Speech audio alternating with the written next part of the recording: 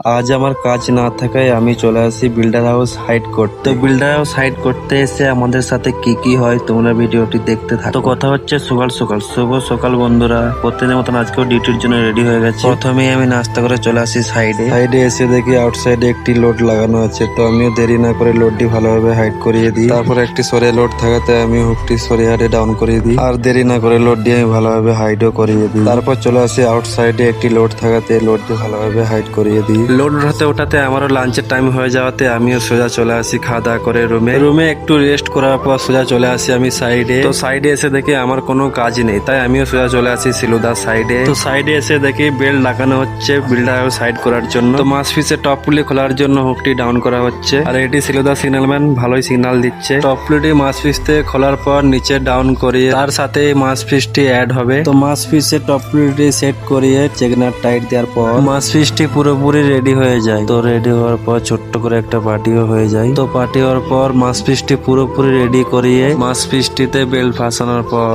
ভালোভাবে হাইড তো করিয়ে দিই, কিন্তু মাছ পিসটি পুরোপুরি হাইড না করার জন্য মাটিতে টাচ হচ্ছিল। তো তারপর কোনো সমস্যা না থাকাতে মাছ পিসটি পুরোপুরি হাইড করিয়ে দেওয়া হয়। কিন্তু মাছ পিসটি ডাউন করার সময় এত সমস্যার সম্মুখীন হতে হয় যে ইঞ্চি ডাউন করা তো ডাউন হচ্ছে না, কারণ উপরে যে নেটটি দেখতে পাচ্ছ ওই নেটে হুকটি টাচ হচ্ছিল। তো অনেক কষ্টের পর ফাইনালি আমাদের মাছ পিসটি ডাউন করিয়ে দেয়। মাছ পিসটি ডাউন করিয়ে চেকনাট লাগানোর পর মাছ পিসটি পুরোপুরি রেডি হয়ে যায়। রেডি হওয়ার পর কোনো কাজ না থাকায় আমি চলে আসি আমার সাইডে। তো আমার সাইডে তেমন কিছু কাজ না থাকায় আমিও খাওয়া দাওয়া করে চলে আসি রুমে।